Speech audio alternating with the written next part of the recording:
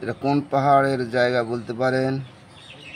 নদী, এই ঝর্ণা আসছে, আর এই হচ্ছে পাহাড়ের চূড়া, সেখানে বাইছে এই শামুকটি।